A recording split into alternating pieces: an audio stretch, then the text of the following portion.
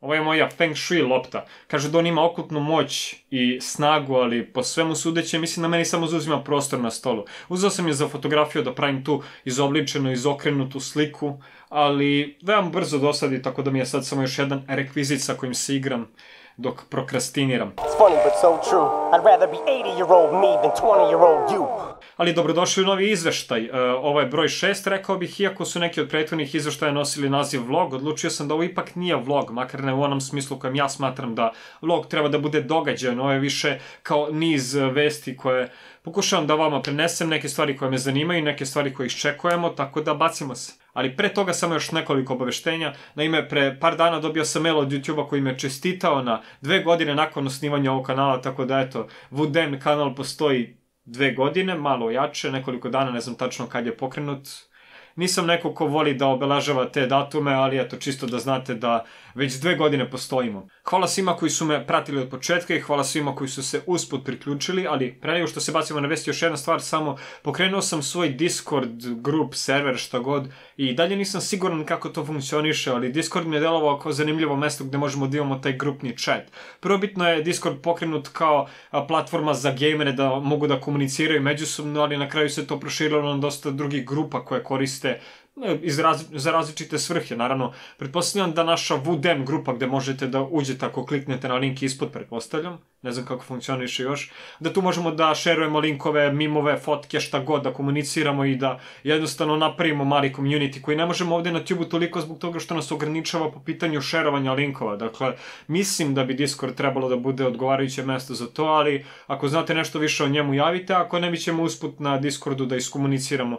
Gledat ću da napravim te kategorije na osnovu kojih ćemo moći da komuniciramo o različitim stvarima, dakle kao što je na ovom kanalu podeljeno, iako baš i ne pratim verno sve kategorije, ali o tom potom. Ok, bacimo se na muziku prvo. Pre mesec dana izašao je Eminemov Kill Shot kao odgovor na MGK-a, njegovu pesmu Rap Devil, i već sada se može reći da je njegova karijera prosto uništena. MGK je gotov i to se vidi na osnovu prodaja njegovog Binge EP albuma koji je izbacio neposredno nakon čitave te farse i vidi se da je hteo da uskače u taj hype train i mislim da se taj EP prodao u 20.000 za prvu nedelju, što je loše čak i po MGK-evim standardima, a uzmite obzir, Eminemov Kamikaze se prodao u 400.000 primjeraka za prvu nedelju, a to je čak i album koji uopšte nije imao bilo kakav marketing iza sebe pre samog izlaska, nego je Eminem objavio tweet gde je rekao izlazi. Tako da to je mali update što se tiče Eminem MGK beefa gde znamo ko je očigledan pobednik. I da, inače uskoro treba da izađe Eminemov film, to jest on je bio jedan od valjda izvršnih producenata na tom filmu Bodied,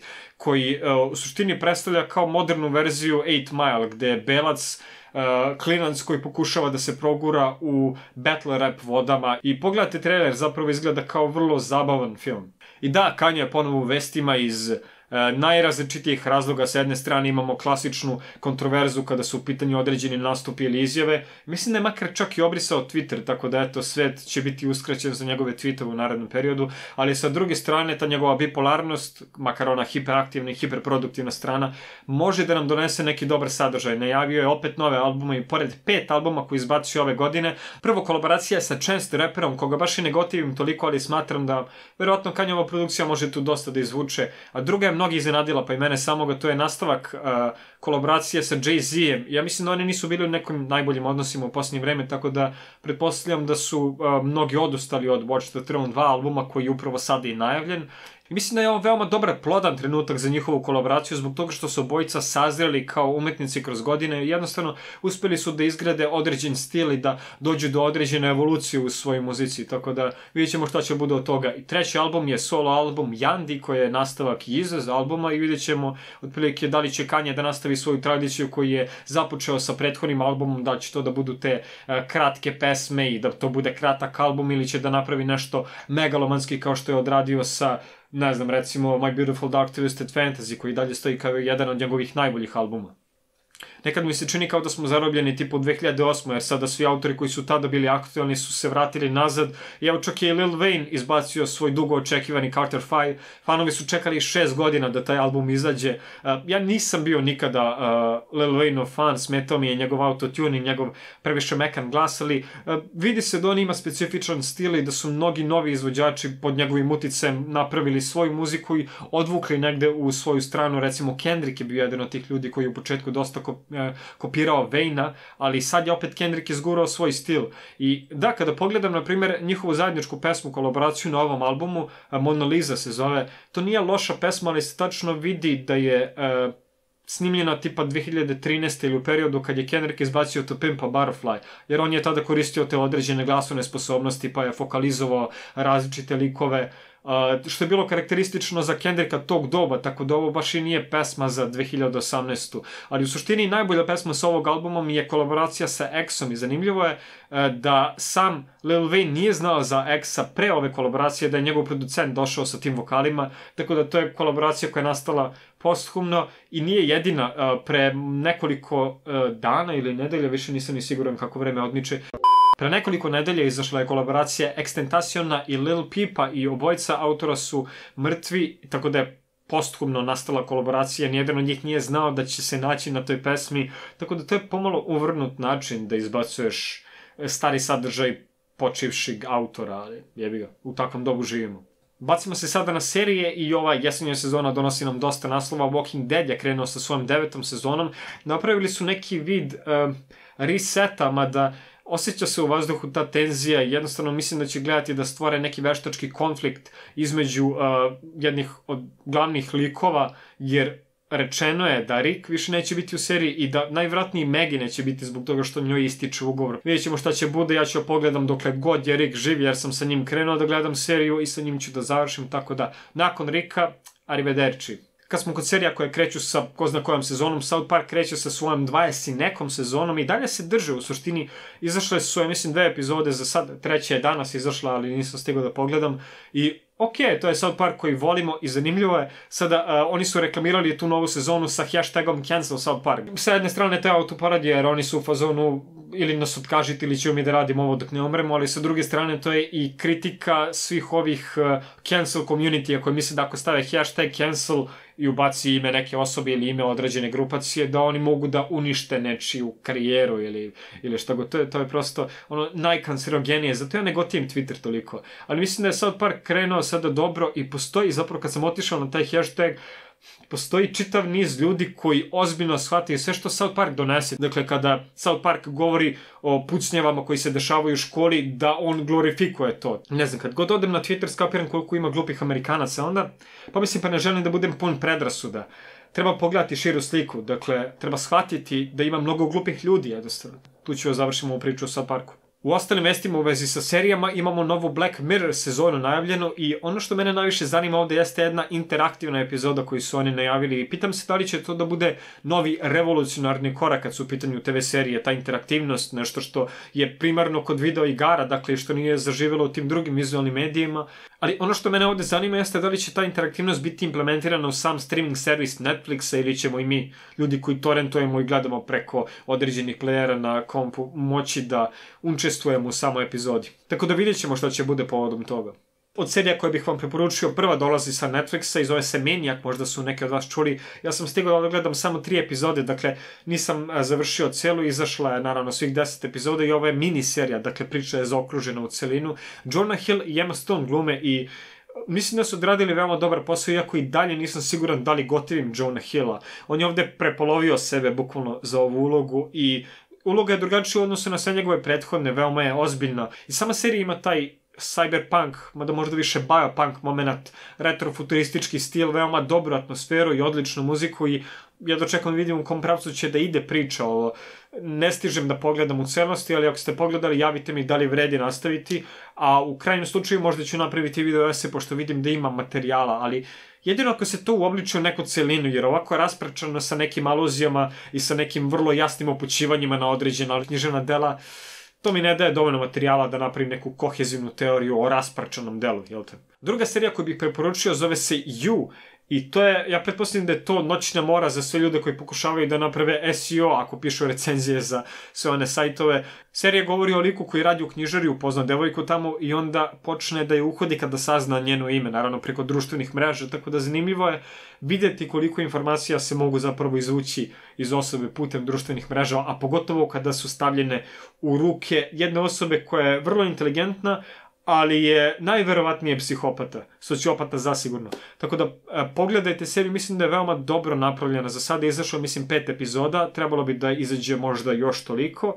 Najavljena je druga sezona, ali ne znam u kom pravcu će da ide, da li će da nastave priču sa istim likom, jer ovo delo je kao neka serija koja bi mogla da bude zaokružena u jednoj sezoni.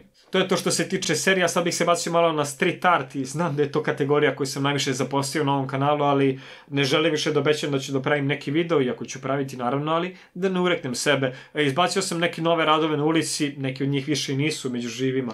I da, inače, hteo bih da napišem jedan tekst upravo o tome, o efemernosti i street artu.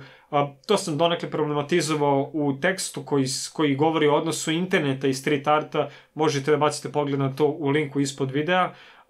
Ovaj novi tekst bi trebalo da izađe ovih dana, nisam siguran kad ću stignem da ga napišem, ali zanimljiv mi je taj ambivalentan odnos autora prema svojim delima na ulici, jer iako je autor svestan da je to delo kratkotrajno i da je ulična umetnost efemerna i da iz toga on treba da izvuče veću pouku o efemernosti naših života i sva ta sranja, ali iz lične perspektive pokušat ću napišem neki tekst, tako da čekirajte blog ako niste do sada i postoji tamo neko zvonce negde da kliknete da vam izađe notifikacija ili da dobijete mail. I sad imamo jednu zanimljivu vest kad je u pitanju street art. Banksijev rad koji se prodao na aukciji, neposredno nakon prodaje je izvršio samoubistvo. To jest, donji deo rada se iscepao i prošao kroz ram. Očigledno je taj ram imao neki mehanizam koji je uspeo da iseče, da izrenda taj rad. Ono što je zanimljivo ovdje jeste da je Banksy, pored svog višegodišnjeg odnosa prema aukcijama i prema sagledavanju umetničkog dela kao prodajnog predmeta, on ipak dovoljno svestan toga šta se dešava u svetu umetnosti, pogotovo kad su u pitanju aukcije ovakvog tipa i pogotovo kad je u pitanju njegovo delo. Toliko samosvestan da je uspeo da ugrade taj mehanizam u ram i da uništi svoj rad, ali sa druge strane on je shvatio da će možda čak to samo delo da postane vrednije upravo zbog tog čina. I to je najvjerojatnije slučaj, ali iako on zna da će cena tog rada da poraste, on je svestan isto toliko da će neka budala da da pare za rad koji je iscepan. Tako da mislim da je to Banksijev način da se nasmeje u facu svim tim ljudima koji su spremni da daju hiljade i hiljade dolara za rad koji je pocepan, ali opet taj smeh ima izvesnu dozu gorčine u sebi i mislim da je Banksy vrlo svestan toga, ali ta ambivalentnost u njegovoj poruci i u njegovim delima jeste ono što mi je zanimljivo kod njega i što čini njegova dela izuzetnim. Bacimo se sada na igre, imamo novi gameplay trailer za Red Dead Redemption 2 i oh boy, jedno čekam da se dohvatim te igre i da uživam u prizoru konjskih testisa koji se smanjuju i povećavaju u zavisnosti od vremena. Da, to je jedna od tih stvari koja će biti u igri i iako nije bilo potrebno da uopšte znamo to, Rockstar je to istakao kao jednu od veoma bitnih stvari i čim su oni obratili pažnju na takve sitnice, ako smatrate da su konjski testisi mali, mislim da će ovo da bude jedna veoma zabavna igra.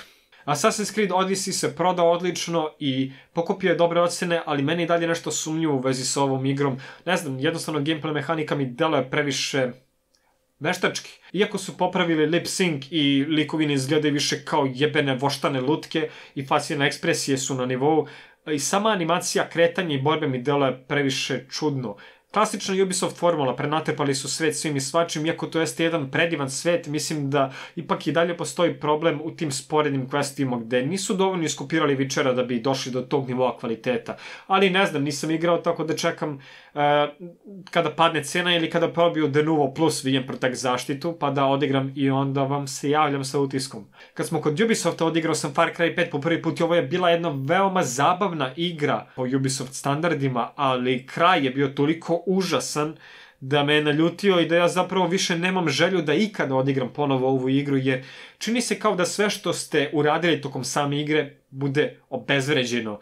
I to je ono ključni problem kad su u pitanju loši krajevi, jer ovakav kraj bi mogao da prođe u filmu ili u seriji, ali kad je interaktivnost igara u pitanju, onda jednostavno sav trud igrača ne možete na taj način da uništite i se poserete po 40 sati koliko je igrač uneo u tu igru. Tako da, inače, pravio bih video na ovu temu baš kao odnos interaktivnosti i loših krajeva koji obezvređuju čitav vaš trud.